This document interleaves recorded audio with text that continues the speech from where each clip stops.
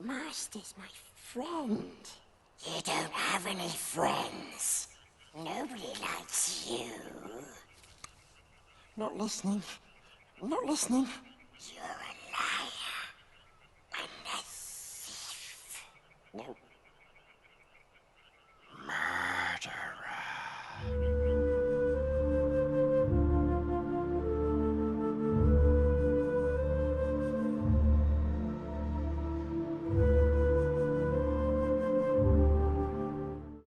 The Lord of the Rings Gollum is an action-adventure platforming game developed by Daedalic Entertainment and co-published by Nacon. And to get this out of the way early, this game is an abomination to the video game industry.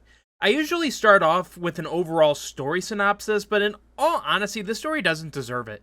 It is utter garbage, just like the rest of this game. You literally just spend most of the game being a slave to orcs and doing tasks such as follow an old dude with a stiff beard whose feet don't touch the ground while he walks like he has a stick up his ass, follow people as slow as possible, finding dead slave tags around the area, and trying to not fall asleep while playing this stupid fucking game. Gollum's character design is awful. This was apparent from the moment the game was showed off years ago.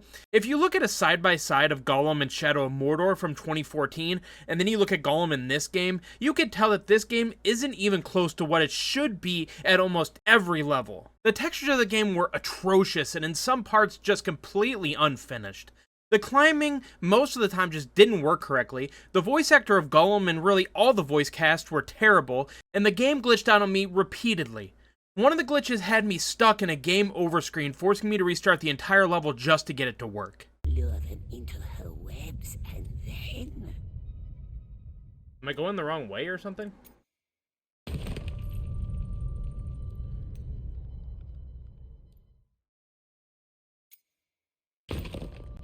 It just loaded me into a game over.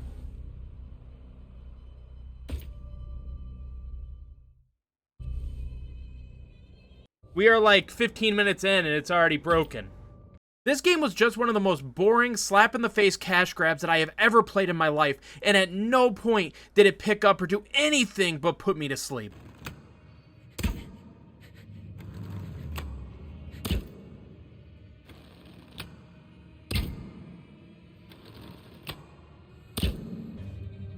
Alright guys, I gotta go to the bathroom, I'll be right back. 1 minute, 37 seconds later. Alright guys, I grabbed a snack too. Honey barbecue seasoned mix.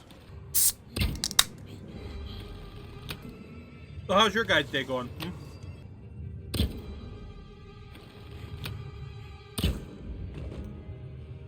Hey! Yay!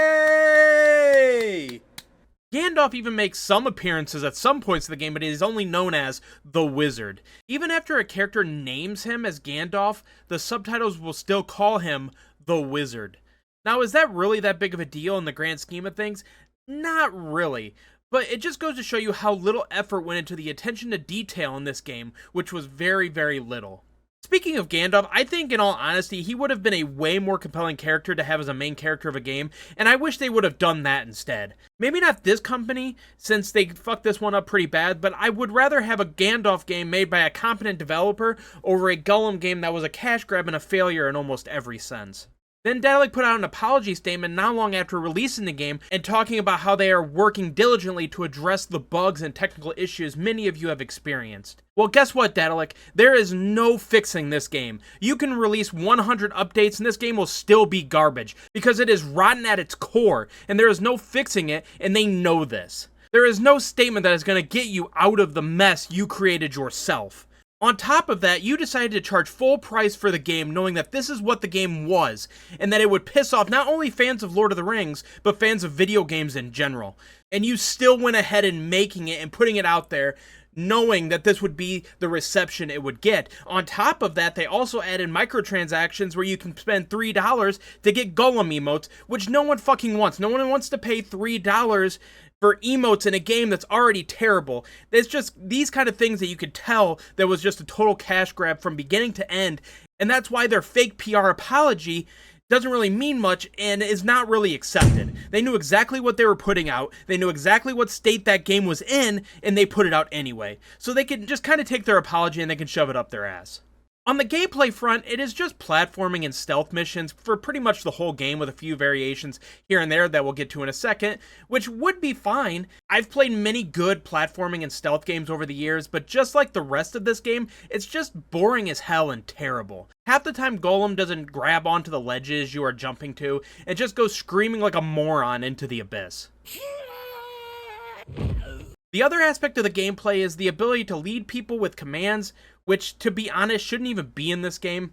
While you do need this mechanic to finish some puzzles, in general it's just badly put together and don't work properly majority of the time and is very stiff. One thing in the game you can command is a bird, but to get this bird you have to do a minigame that creates a bird. That's right, not hatch a bird or raise a bird, but create a bird, which makes absolutely zero fucking sense. I also thought that Gollum ate birds and other animals, and at no point in the lore did he ever really have a pet bird that listened to him and did things on command. Really, this mechanic just doesn't make any sense, but this is the Gollum game, and most things don't make sense, so I guess it's on brand. In the end, do not buy this game. It is not worth your money, even if they put it on sale for $10. Avoid this game at all costs. It is a failure of a game and was dead at launch.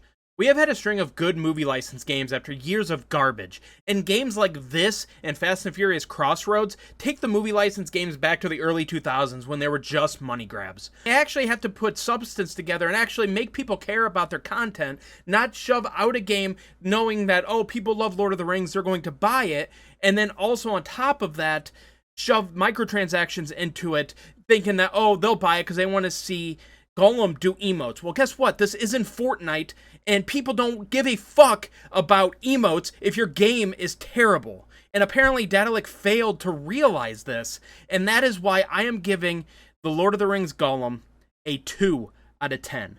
This game is just unfortunately a failure, and after Shadow of Mordor and Shadow of War had such great gameplay and story, I was hoping the world would be built upon here, but in the end it was half-assed and added nothing to the world of Lord of the Rings. Rather, it made the video game world worse.